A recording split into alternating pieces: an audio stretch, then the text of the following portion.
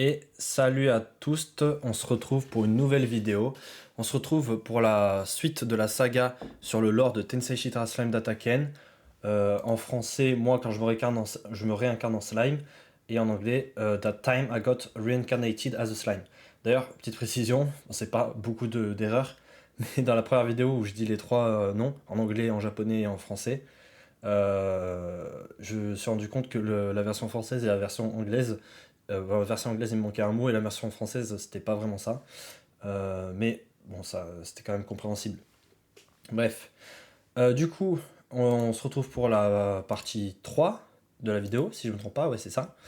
Donc je vous conseille de regarder les parties d'avant si vous voulez être au courant de tout le lore. J'explique rapidement pourquoi je fais ça. C'est un anime que j'ai commencé dès le début, je crois, si je me trompe pas, dès qu'il est sorti. J'ai accroché de fou. Là, il y a la saison 3 qui est sortie, donc j'ai les regardé. Et j'ai re-accroché, donc j'ai re-regardé. Aussi, entre-temps, pendant la saison 2, j'avais commencé à regarder les scans.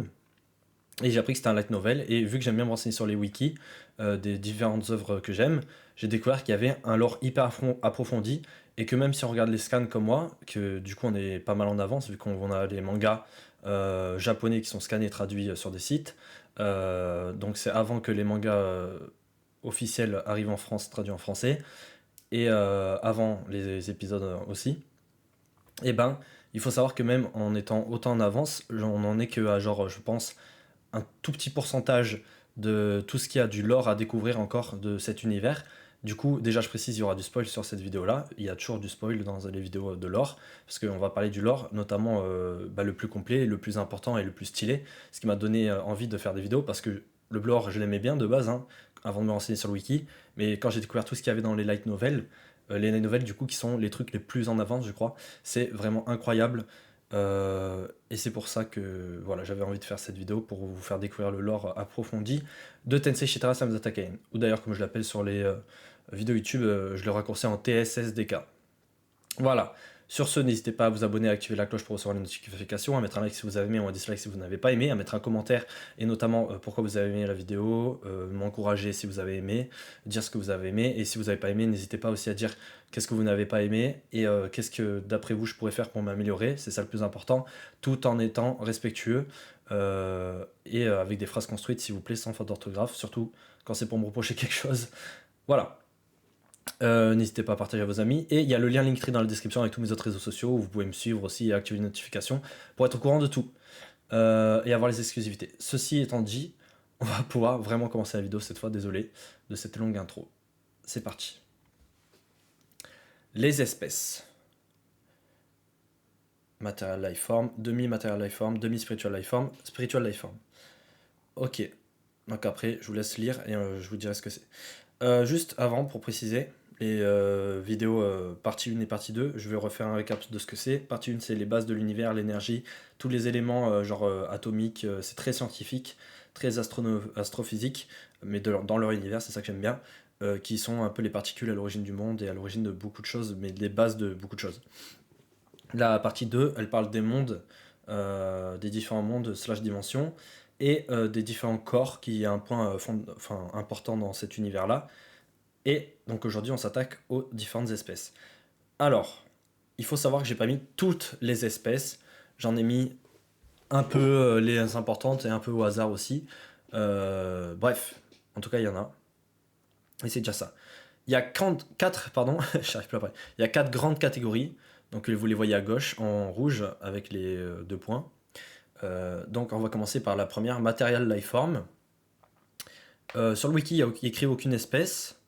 Mais d'après la description de Material Lifeform, j'ai mis l'espèce Humans, donc humain en français, et entre parenthèses Earth, donc la Terre, donc le nom de notre planète Terre. Pourquoi? Parce que rappelez-vous, dans la partie 2, pour ceux qui l'ont vu, du coup, on parlait du Material World, et il y en a qu'un, c'est la Terre, justement, Earth. Et comme je l'avais expliqué, le monde matériel, c'est l'exact même monde que nous, là, actuellement, dans la vraie vie, c'est-à-dire avec des humains normaux et tout. Et du coup, bah, vu qu'on sait qu'il y avait des êtres vivants, vu que dans le premier épisode on le voit, et que de toute façon c'est une copie conforme de notre monde, il y a bien une espèce dessus, c'est les humains. A priori, il y a aussi sûrement des animaux, tout ça. Mais bon, j'ai pas.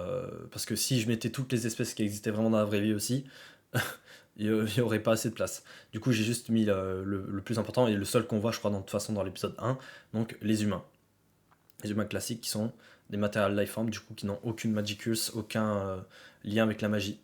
Même si, bizarrement, je sais pas si on aura une réponse ou si c'est un peu bizarre et inexplicable, mais on a quand même notre protagoniste qui était un humain, et quand il est en train de mourir, il entend la Voice of the World, dont on a parlé dans l'épisode d'avant aussi, la partie 2, et on ne sait pas comment elle peut interagir avec le Material World, s'il y a un passage entre les deux dimensions, enfin les deux mondes, ou si c'est que quand tu vas mourir, et vu que tu peux te réincarner, que tu peux entendre la Voice of the World. Mais du coup, dans tous les cas, la capacité d'interagir avec le Material World. Voilà. Ok, on passe un peu plus intéressant, surtout si on aime la fiction et le fantastique. Le demi-matériel lifeform. Du coup, on a les demi-humans.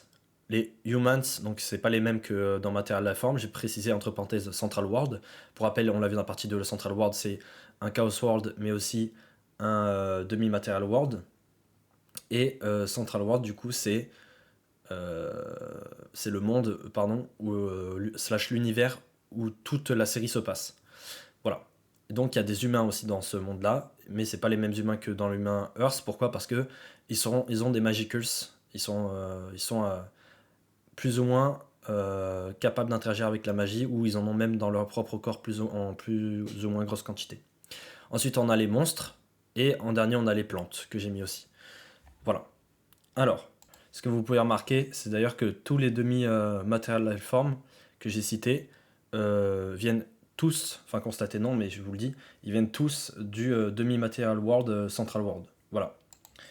Donc, les formes de vie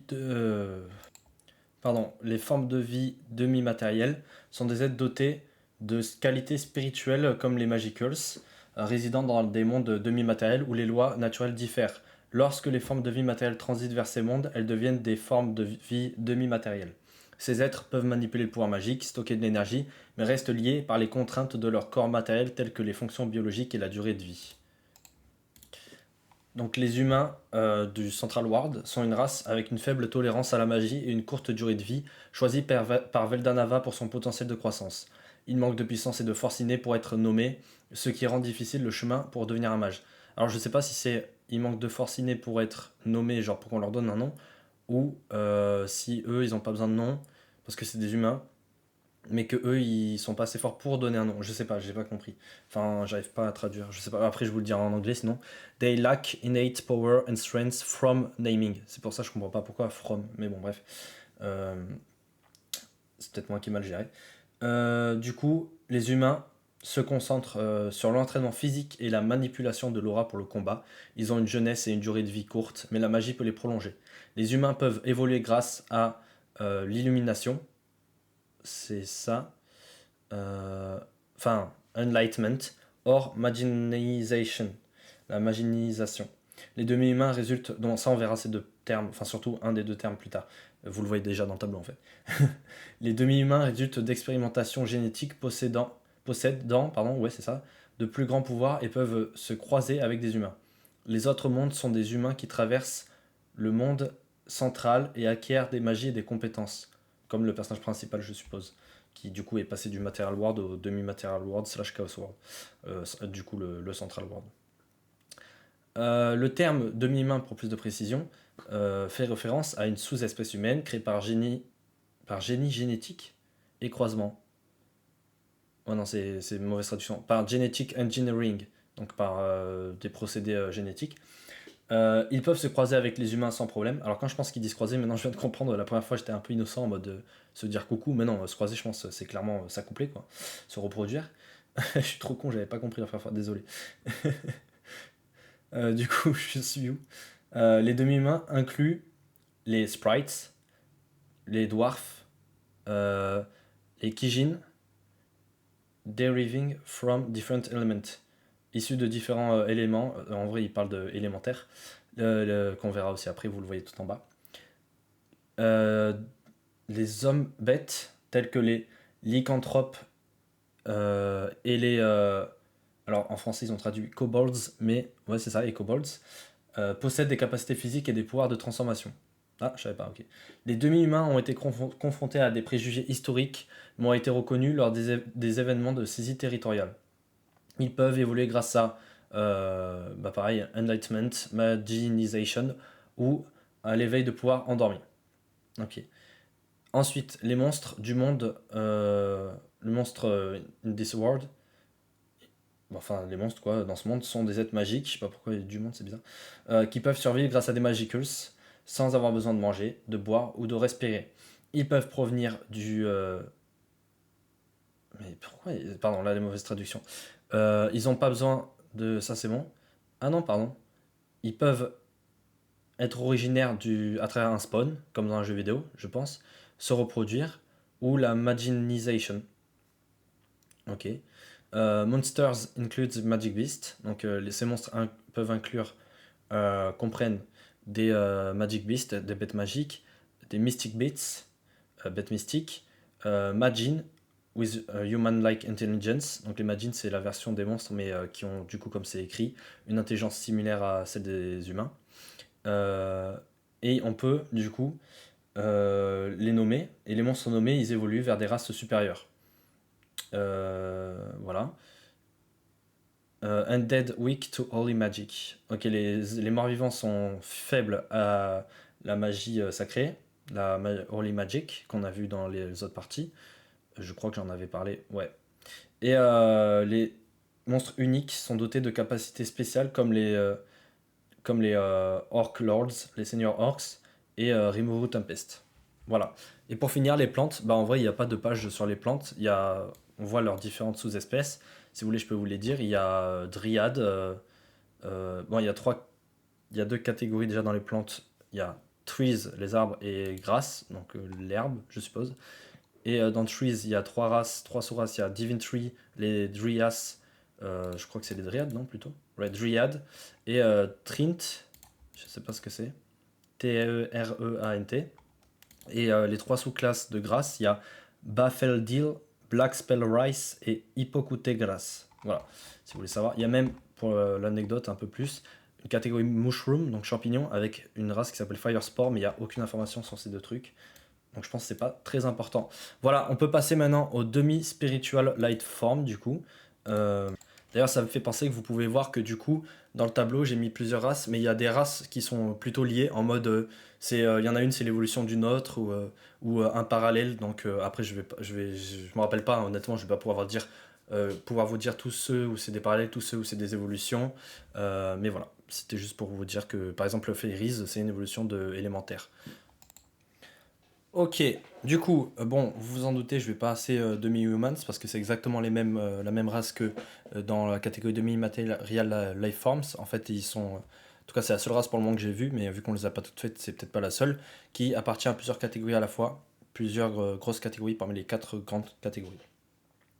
Aussi très important que je crois que j'ai pas dit, euh, je sais pas si c'est un chemin logique ou s'il y a des alternatives, mais je sais qu'on peut évoluer, passer d'un état, d'une grande catégorie à une autre. Il me semble, je suis pas sûr à 100%, mais il me semble, si j'ai bien compris, que on peut pas faire n'importe quoi et qu'on peut passer de demi-material lifeform à demi-spiritual lifeform, de demi-spiritual lifeform à spiritual lifeform. Après spiritual lifeform, elle peut passer à un autre truc, mais c'est pas une catégorie d'espèce, mais on en parlera dans une prochaine vidéo. Et comme je l'ai dit tout à l'heure, je crois, Material Lifeform peut passer à demi-Material Lifeform, ou peut-être même directement en demi-spirituel s'il passe d'un monde à un autre. Voilà. Ceci étant dit, on passe directement au spectre. Non, alors juste avant, pardon, je vais quand même vous donner la définition dans les grandes lignes de demi-spiritual lifeform. Donc, les formes de vie demi-spirituelles sont un type de forme de vie similaire aux formes de vie spirituelles, donc spiritual lifeform, mais inférieure. Donc, c'est un peu comme la pré-évolution. Il existe au-delà des formes de vie matérielles et ne sont pas liés à un corps matériel. Divisés en deux catégories, Enlightened et Natural Born, donc nés naturellement. Euh, la mémoire et pensée sont stockées dans leur corps spirituel. Ils possèdent un corps matériel. Non, s'ils possèdent un corps matériel, ça leur permet une régénération au-delà des limites de la vie organique. Je pensais à un problème parce que il y a 2 secondes, j'ai dit qu'ils n'ont pas de. Ils ne sont pas liés au corps matériel. Je sais pas, j'ai pas bien compris là, je vous avoue. La mortalité est une différence clé par rapport aux formes de vie spirituelle. En gros, juste, ils ont pas la même vision de la mort parce que bah, ils ont pas la même mortalité, la même espérance de vie que bah, un humain, par exemple, comme on l'a vu en demi-material lifeform. Et si leur corps spirituel est détruit, par contre, ils meurent, définitivement. Voilà. Donc, les spectres. Alors, ça va être rapide parce qu'il n'y a pas grand chose à dire sur eux. Déjà, fait intéressant, ils ne viennent pas du Central World comme les autres qu'on a vus jusqu'à présent. Eux, ils viennent comment c'est, un demi-material world, comme dans la partie 2, qui est l'Other World, l'autre monde. Ok.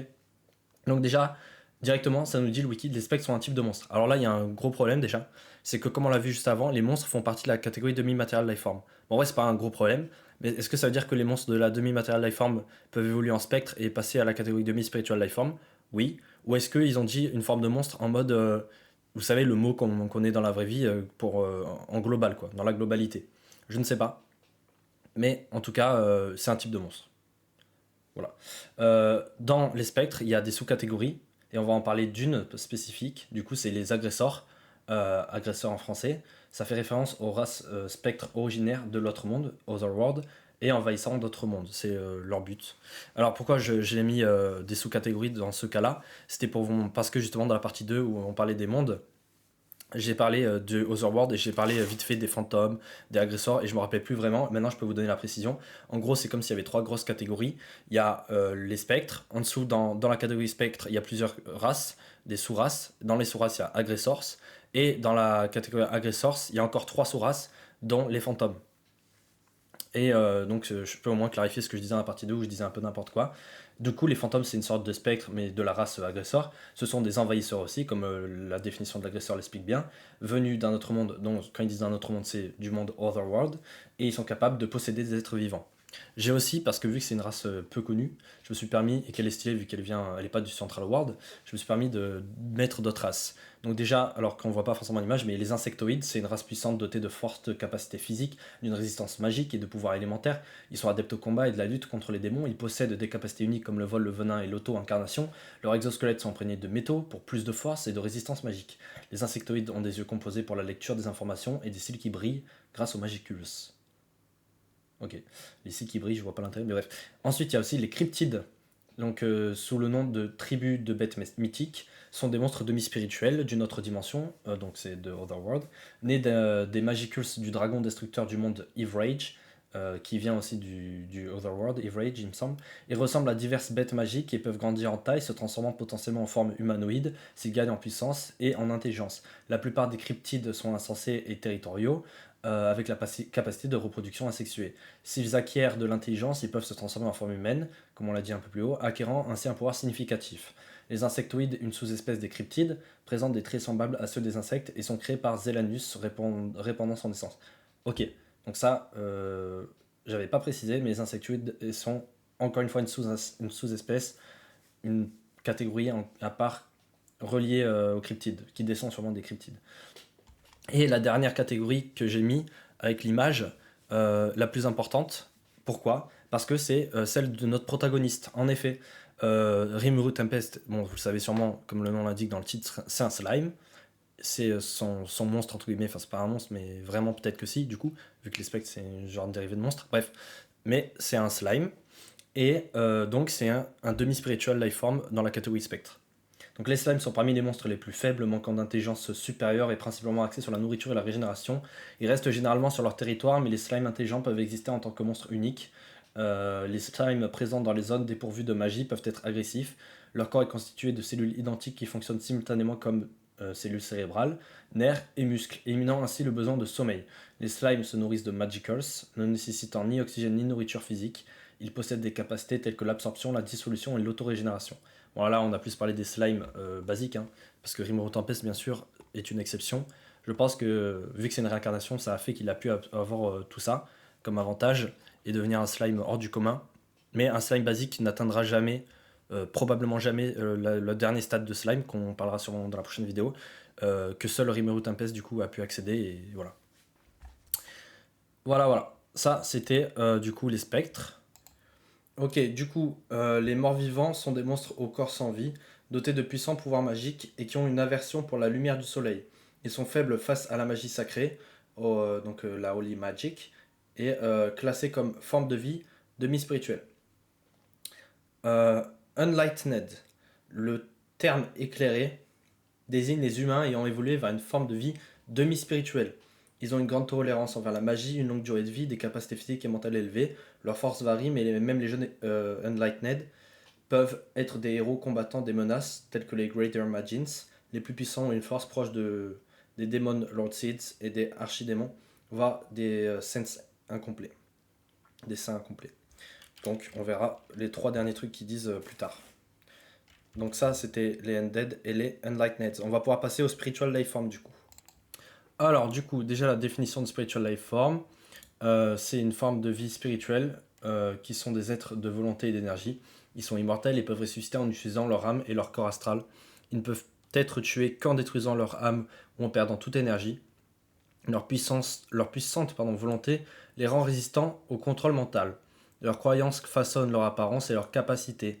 La divinité, la nature numérique, digital natures, et les formes de vie métallique sont des sous-catégories de formes de vie spirituelle dotées de caractéristiques uniques. Ok, du coup, les élémentaires sont des formes de vie spirituelle incarnant des éléments spécifiques, évoluant à partir de l'énergie naturelle. Ils comprennent les élémentaires faibles, inférieurs, moyens, grands, greater, et les seigneurs élémentaires. Les greater élémentaires, ou les élémentaires majeurs en français, sont des alliés puissants mais sélectifs, tandis que les seigneurs élémentaires, donc les Elemental Lords, sont rares et forts. Les démons et les anges proviennent respectivement des élémentaires, notamment des élémentaires de ténèbres pour les démons et de la lumière pour les anges. Donc c'est un peu une variante des élémentaires, les démons et les anges.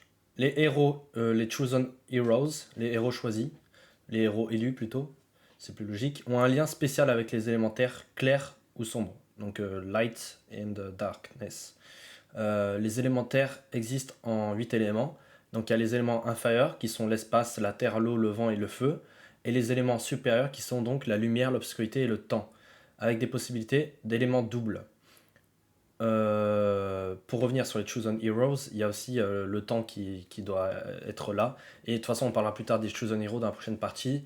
Mais ils doivent se faire en gros accepter par ces 3 élémentaires. Les éléments, les great éléments. Les 3 great éléments. Les 3 éléments supérieurs. Les fées sont généralement des élémentaires dans des corps matériels. Les races demi-humaines d'origine élémentaire peuvent également devenir des fées en restaurant entièrement leur héritage. Voilà. Alors j'ai dit quoi? Les races demi-humaines d'origine élémentaire. Oui, c'est ça. Qui descendent des élémentaires, quoi. Voilà, donc ça on a vu les élémentaires et les fées. Maintenant on passe aux démons et les anges. Ok, du coup les démons sont des êtres magiques. Pardon, juste ça me perturbe, je viens de voir que j'ai fait 3 fois ok du coup. Bref, du coup les démons... Ah putain, faut de dire du coup. Les démons sont des êtres magiques du royaume des démons, présentant des avantages sur les anges mais des inconvénients contre les élémentaires. Ils ont besoin d'un corps matériel pour rester en permanence dans le monde matériel. Les anges, alors par contre le monde matériel, je suppose qu'ils veulent plus dire le demi-material world parce que ils sont jamais allés sur la planète Terre. Donc voilà. Les anges connus sous le nom de tribu des messagers célestes, Heavenly Messenger Tribe, sont des formes de vie spirituelle similaires aux élémentaires et aux démons, comme les démons aussi, comme je vous ai expliqué, sont similaires aux élémentaires, puisqu'ils descendent, c'est une catégorie un peu... bref, vous avez compris, qui a évolué dans un sens un peu différent, mais qui descend d'eux. Bref, je m'égare. Déjà que c'est long la vidéo là, faut vite que je finisse. Donc ce sont des formes de vie spirituelle similaires aux élémentaires et aux démons, créées à partir du grand Saint-Esprit de lumière, Holy Spirit of Light, The Great Holy Spirit of Light, ok. Ils font la guerre au monde central tous les 500 ans. Les anges manquent d'ego et de désir suivant les ordres avec obéissance. Ils ont environ le rang B en termes de capacité, détenant un avantage racial, ok, sur les élémentaires, mais confrontés à un désavantage contre les démons. Et pour finir, la race Saints, je sais pas comment dire avec l'accent. Le terme saint fait référence aux humains qui ont évolué vers des formes de vie spirituelle, En gros, j'ai l'impression que c'est un peu la version évoluée de Enlightened, qui était déjà la forme évoluée de Humans. En mode, à chaque fois, vous voyez, les humains, c'est la première catégorie du Central World. Ensuite, ça passe donc demi-matériel Lifeform, ça passe en demi-spiritual Lifeform, ça devient Enlightened. Ça évolue encore, ça passe à la catégorie Spiritual Lifeform et ça devient des saints. J'ai l'impression que c'est ça. Devenir un saint implique de pousser l'esprit et le corps à l'extrême grâce à l'illumination, donc Enlightenment. Les saints sont des individus puissants dotés de forces et de capacités variées. Les saints incomplets se sont réveillés, mais leurs corps ne sont pas complètement ascensionnés.